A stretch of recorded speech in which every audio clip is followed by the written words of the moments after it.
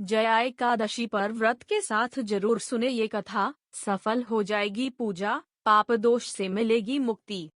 एकादशी व्रत में भगवान विष्णु की पूजा की जाती है। भगवान कृपा मात्र से ही व्यक्ति के जीवन में कष्ट और पाप का नाश हो जाता है। इस व्रत में कथा पढ़ने और सुनने का बड़ा पुण्य प्राप्त होता है। हिंदू धर्म में एकादशी का खास महत्व है। हर माह में 2 और साल में कुल 24 एकादशी आती हैं। इनमें जया एकादशी बेहद महत्वपूर्ण होती है। एकादशी में भगवान विष्णु की पूजा की जाती है। इस दिन पूजा और व्रत करने मात्र से व्यक्ति को पुण्य की प्राप्ति होती है। बड़े से बड़े पाप नष्ट हो जाते हैं। पंचांग के अनुसार इस बार 20 फरवरी मंगलवार को जया एकादशी मनाई जाएगी। कहा जाता है कि इस दिन व्रत और विधिवत पूजन कर व्रत की कथा सुनने से सभी दुख दर्द दूर हो जाते हैं, मोक्ष की प्राप्ति होती है। एकादश व्रत पर कथा का बड़ा महत्व होता है। इस दिन जो भी व्रती धर्मराज युधिष्ठिर को पद्म पुराण में वर्णित कथा को सुनते हैं, उन्हें भगवान की कृपा प्राप्त होती है। जीवन में आने वाली परेशानियां खत्म हो जाती है। जीवन में सुख, शांति और समृद्धि की प्राप्ति होती है। जया एकादशी व्रत कथा।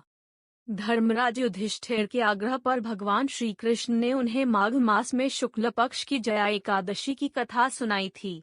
इससे पहले उन्होंने इस व्रत का महत्व समझाते हुए कहा था कि व्रत को करने से मनुष्य हर तरह के पापों से छूटकर मोक्ष को प्राप्त होता है।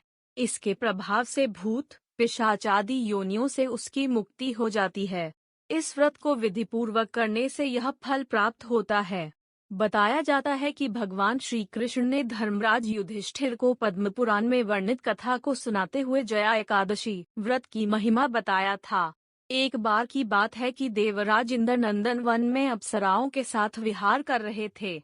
उसी समय गंधर्व गीत गा रहे थे और गंधर्व कन्याएं नृत्य कर रही थी। इन्हीं गंधर्वों में माल्यवान नाम का एक गंधर्व भी था, जो बेहद सुरीला गाता था। वह रूपवान भी था। इस दौरान वहां गंधर्व कन्याओं में एक पुष्यवती नाम की नृत्यांगना भी थी। पुष्यवती माल्यवान एक दूसरे की सुंदरता देखकर मोहित हो गए और अपनी सुध बुध खो बैठे। इस तरह उनकी लय ताल पूरी तरह टूट गई।